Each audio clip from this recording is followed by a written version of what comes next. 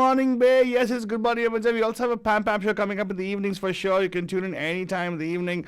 In fact, anywhere you can tune in from, Bharat. Whether you're here in the Bay Area, you could be listening properly to us on the network which we exclusively air on, Bharat, which is Radio Mirchi 1310 AM and also 92.9 FM. And also Radio Dihodi's network is across the world. So anywhere in the world, as long as you get internet connection, you can download the apps available for free download on Android and also on iOS. I also heard that our app is pretty much famous in China.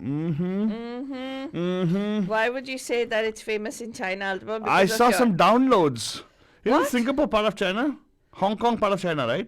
Yeah, it is supposed Yeah, to I've be. got a ton of downloads in Hong Kong, dude. Wow. I'm not kidding. It's like awesome, by the way. And of course, let me tell you, 72nd day of our sheltering in place. Are you telling me, Altiba, why are you counting? Everything is opening up. It is now opened up all the way, okay? Only some 25%, 50% capacity allowed or restaurants to open and everything. Economy is not fully out there. You're still supposed to wear your mask and everything. You're supposed to wash your hands. Still maintain physical distancing of 6 feet of people around you because you don't know who's vaccinated, who's not vaccinated. You know what I fear, Faltani? What, Altaba? There's going to be a different kind of already our community is segregated. Okay. There'll be one more segregation happening over here. One more layer of checking happening. We'll say, are you vaccinated or not? Wear a badge.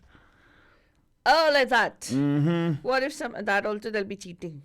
No, cheating is okay. Now, what I'm saying is cheating is okay, right? But the point is, do you understand how it is hindering the society from functioning? Again, you're seeing difference. Again, you're seeing division. Again, you're seeing segregation. Right. Right? Right. Right. Some people might not want to wear masks. I understand. But the point is, if majority of us are careful and get vaccinated, we don't have to ask the question of people. Well, yeah. Right, the policing will happen. I don't know. I think it's a slippery slope. Always I see it, but again, I might be wrong. I think differently, I suppose. But yeah, Bhajan, we'll see and we'll share with you guys what's happening around the world for nothing as well. But right now, a quick look at what's happening with the traffic. How about the Faltrani? Yeah, we'll see what's happening in the roads and come back and see what's happening locally. News for you guys, Bhajan. We'll share all those things directly without the headlines. But Avi Kelie, this is what is happening on the roads. It's time for the Bandhu Traffic Update. Call us from wherever you are at 408-912-2479. Well, Baljan, the roads are looking like it's COVID situation across. There's no incidents to report for you guys. The volume of traffic also on the roads are very light right now, except for a disabled vehicle on 280 southbound on the 17 ramp in San Jose, which is actually not impacting traffic. I don't see them looking at the cameras. It's not impacting traffic, but the note from CHP is saying that watch out for the lane over there. And let's see, going up north in Pacifica area, there's some kind of a huge delay on 1, which generally is a very dangerous road to drive on. If you're not, it's a beautiful road, nevertheless, yeah, but for drivers who are driving, please pay attention to the road as opposed to scenery and drive carefully because some kind of residual delay there. It's like stop and go traffic for almost like around 3-4 miles there. So watch out for that, Baljan. And hazard has been reported on 280 northbound, south of the 280 near the near Split, where it actually splits up in Delhi City, that particular portion. Generally, that's always a congested area. I'm not sure why that area is now showing up as an area to watch out for in terms of residual delays. Apart from that, across the Bay Area, as you can know, that 880, of course, is always kind of in San Lorenzo area is always kind of a blocked kind of a situation there. I don't know why. They actually have increased the lanes also, but still it's still kind of showing a bottleneck in those regions. And now that's also happening because the volume of traffic is still COVID situation. I don't know what's going to happen there. But weather-wise, it's totally a beautiful weather. I just see sunny days every day, Brajan, all day from now until I think next Wednesday, midweek of next week we're gonna have sunny days, and it's going to be wonderful sunny weather today and tomorrow, Faltani. Excellent for our gratitude in the garden. Nice. We have our gratitude in the garden. I'm so excited about that. That's right, Bajan. Right now, what we're going to do is we're going to jump into our news for you guys, which is actually directly the news, not the headlines. Could be headlines and news. I don't know how Faltani decides to do it, Bajan, but here you go, Faltani. What's news with the US stuff? Well, a coalition of civil rights groups has filed a federal lawsuit challenging Georgia's sweeping new voting restrictions that were signed into law yesterday, arguing that the Republican-backed law is intended to make it harder for people, especially black voters, to cast ballots. Among other limits, the law imposed stricter identification requirements, limited drop boxes, gave lawmakers the power to take over local elections, and shortened the voting period for all runoff elections. It also makes it a misdemeanor for people to offer food and water to those waiting in line. The legislation has alarmed Democrats who just months ago celebrated historic wins in the presidential election and 2 Senate campaigns in Georgia that helped deliver the White House and U.S. Senate control to their party in Washington. So, just for the benefit of bandhus who don't know about how the state legislature and the governor in Georgia is positioned right now, Bandhujan, it's an entirely Republican ruled legislature, Senate, and of course even the governor is Republican. So they made these this particular law go into place, but now they're getting sued for that particular for making it so restrictive. So let's talk about what's happening. There was a whole bunch of fake news. The election was stolen and all that stuff, right? Well, businessman Mike Lindell appeared on the cable news network Newsmax last month and launched into a baseless conspiracy theory, blaming a voting machine company for fraud in the 2020 presidential election. Now, after muting Lindell's microphone, the Newsmax anchor told viewers that the MyPillow Inc. founders' claims were unsubstantiated and unverified. The anchor then read a prepared statement that included Newsmax accepts the election results as legal and final. Now, Linden, who is an ardent ally of the losing presidential candidate Donald Trump, refused to drop the subject and went on and stormed off mid-interview.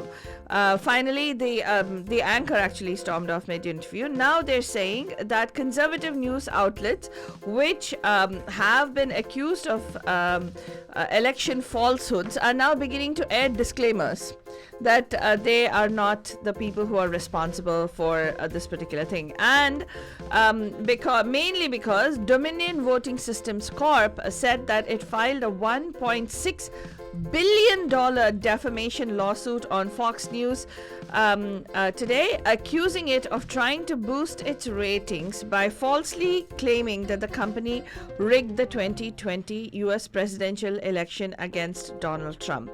Fox hosts and guests gave life to a false claim that Dominion committed election fraud to help elect President Joe Biden, taking a small flame and turning it into a raging fire, Dominion lawyer Stephen Shackelford told reporters. And this lawsuit follows similar cases against Trump campaign lawyer Sidney Powell and Republican former president's personal lawyer Rudy Giuliani, according to Shackelford. Now let's talk about New York City. Banjan, New York City is planning to deploy an all-Asian undercover police team and expand community outreach in more than 200 languages to combat a rise in hate crimes against Asians, authorities said on Thursday.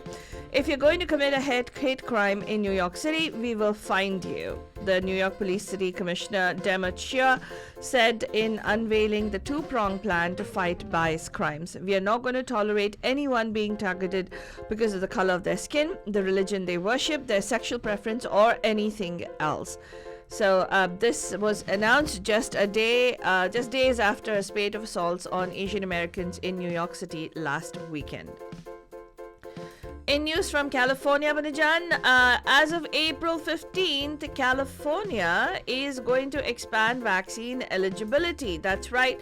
We will start vaccinating anyone 16 and over against the coronavirus starting in 3 weeks, expanding eligibility to the shots along with a host of other states as a long-awaited boost in vaccine supplies is in sight. Governor Gavin Newsom announced yesterday that the nation's most populous state would start vaccinating anyone 50 and over in a week, and the population more broadly, except those under 16 for whom vaccines have not yet been authorized as of April 15th. And remember, Altu Baba was talking to you about San Francisco, Bandajan, and how just a couple of days ago he was saying buildings are empty, there's not much going on. Yeah, what happened? Well, vacant office spaces in San Francisco have now skyrocketed during the coronavirus pandemic, as many businesses have been forced to work in remote workspaces. So what is going to happen to all this available space, and can this be converted into residential units, is the conversation that started. The San Francisco Chronicle reports the amount of space up for lease in the city now could fill 11 Salesforce towers, it seems. So the buzz has turned to possibly turning some of that into apartment units. That's because they heard our show, Faltu Ani. Absolutely, Alto Baba. What? Yes, they Excuse have. me, what are you talking? People are listening to So our shows true. and hello. How so true? You don't believe it. No, is, no, is that I totally sarcastic? I'm saying people are listening to our shows and they're actually acting upon it. Thank you, Vanujan. Go do it. Well, also, Banujan, those of you who watched the news yesterday, President Joe Biden held his first official White House news conference. During the highly anticipated talk, he took a stance on his goal of reforming the Senate filibuster.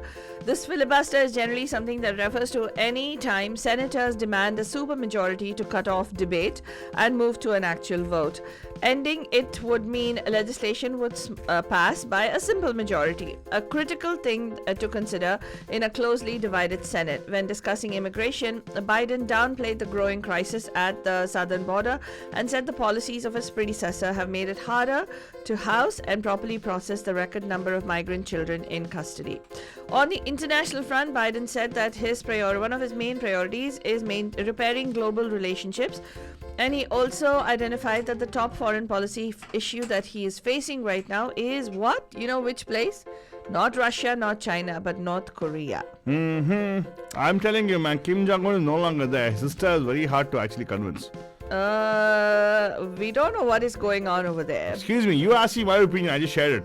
Well, here's the thing. Biden actually yesterday compared Xi Jinping to Vladimir Putin. That's right. President Biden vowed to push China to play by international rules, criticized his Republican opponents, and defended his policy to provide shelter to children crossing the border from Mexico at his first solo news conference, as I mentioned before. As before, this is the first time. By the way, Banuja, this is the first time that a president has taken so long, in a long time. That is, since the Truman era, that a president has taken so long to do a full-fledged news conference after taking office. So, appearing before reporters for more than an hour, Biden seemed well prepared, read from written papers occasionally, and calmly took questions. And one of the things that he talked about was about the US-Chinese relationships. Amid the worst US-Chinese relationships in decades, Biden compared Chinese President Xi Jinping to Russian President Vladimir Putin, calling them both supporters of autocracy. But he said the United States was not looking for confrontation with China over differences on trade, Beijing's rollback of democracy in Hong Kong, and treatment of minority Uyghurs and military buildup. So they are, while this was happening, Manujan, Taiwan has reported that the largest ever incursion has happened by the Chinese Air Force. Wow. Yeah. You know, when actually Biden gave that thing to Xi Jinping, people should not take it like criticism. Here's my ABCT. Okay, Alta Baba. My ABCT about this is the fact that actually it will be taken as a compliment for China. Oh, really? Of course. China is going to take it as a compliment. Of course. They'll be happy that, oh wow, like Putin. They have their supreme leader. They already have the supreme leader. Like, you know, if at all Trump continue with us over here, if you called him a Putiner, he'd say, oh, thank you. Oh, God. Yeah, Putin actually is giving people, you know, I have a different story about that. Luckily, I don't have any connection with the Russian people out here, you know. But, oh, God, Alto Baba, please don't talk like I'll that. be contacted with what you say about Putin. We'll put you in a place. Or put you in our place. But okay, let's tell you, in India, the Bharat Bandh Bandhujan happened yesterday. Roads and rail traffic affected in Punjab and Haryana, and there was a partial response everywhere else. Really disturbing news coming out of Maharashtra that the COVID spike is keeping on surging, and the Ministry of Health Affairs has finally written a letter to states amid rising COVID-19 cases. And what are the top developments? Because India had the highest spike, 36,902 cases. You can actually go read up on mediamahima.com. That's all we have time for on this morning's Good Morning Bay. We'll be back tonight live at 5 on the Pam Pam Show. Don't forget to tune in then. For those of you joining us at the Gratitude in the Garden tomorrow, we look forward to seeing you. Have yourselves a fantastic Friday. और न sir झुका के जियो ना न मुंह छुपा के जियो और न सर झुका